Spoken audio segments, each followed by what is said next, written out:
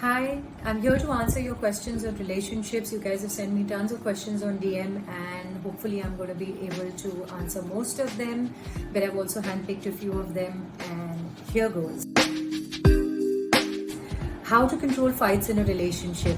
Um, when you're in an argument, it's very important that you separate the argument from the person. An argument is not a free pass for you to start criticizing and attacking the other person or your partner. It's about expressing your needs very clearly, factually, without any drama. And it's also essential that you listen to your partner with an open mind, and you introspect on what they have to say, and maybe there are changes that you could make in yourself. But what it is not is a free flow for you to criticize and attack the other person, because it's a difference of opinion. It doesn't make the other person a bad person. How do I know that I am ready for a relationship? In my opinion, you can only be ready for a relationship when you are a fairly content and happy person in your own self.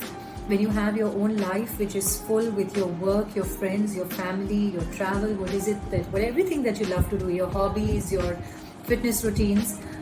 If you think that another person is going to come into your life and make you happy, address your baggages, if you haven't done the inner work on yourself, chances are you're not going to be happy or to be ready in a relationship, and chances are that the other person is also not going to be happy with you. How do I know that the relationship is toxic, and how do you know when it's time to end it? A very clear sign of being in a toxic relationship is when you feel like you're walking on eggshells in the relationship, in the sense that you are constantly being criticized, your feelings are invalidated, you feel you can't express yourselves, you're always like, let it be, I don't want to create an issue. When the other person is constantly attacking you about that you're never doing anything good enough, right enough, and that you never feel comfortable and in a safe environment to address and express your own feelings and emotions, that's you're probably dealing with a narcissistic person, and it's a clear sign for you to walk out and leave. If one of the partners is afraid of committing and attempts to end a relationship but is still not cutting off the relationship, how do you know when it's time to fight, and how do you know when it's time to give up? Well, if a partner is not committing to you, and I'm assuming that there is a fair amount of time that you've been in this relationship with, because you say that they're still not cutting off the relationship, that person is probably being in a very selfish space, because they're not able to walk away from you, but they're also not ready to give you what you want, and chances are they're never going to be. They probably have some kind of commitment issues or some kind of baggage that they're carrying on which they haven't worked on themselves. And you don't want to be with somebody who doesn't want to be with you.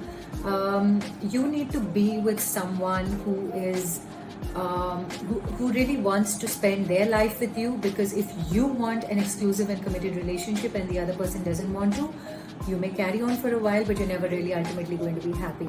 So you might as well be out there, start meeting people, dating people, and trying to actually find someone who wants the same things that you do. Another one is, how do you deal with insecurities and jealousy in a long-term relationship?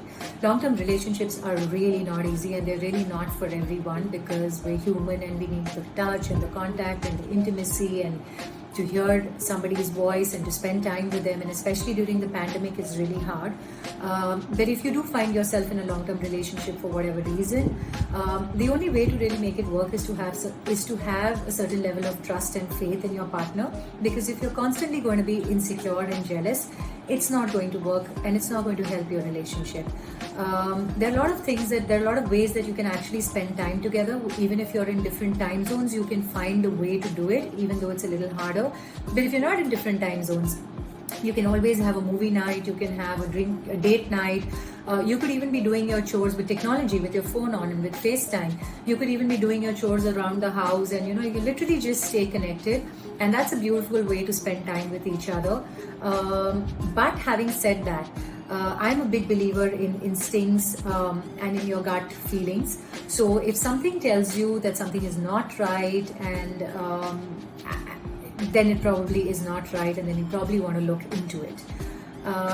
Another question says that, how do you deal with rejection?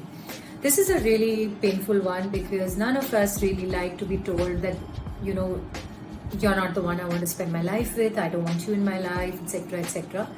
But it's also for us to understand that very often it's not us, it's probably the other person and the space that they are in their lives.